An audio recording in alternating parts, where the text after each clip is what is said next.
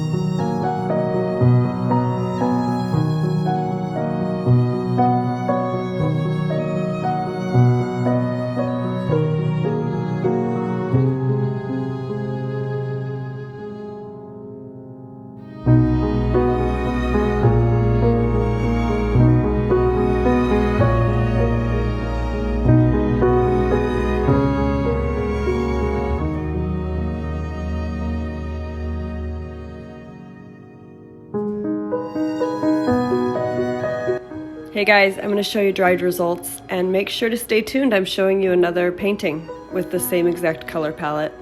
So stick around. All right, thanks.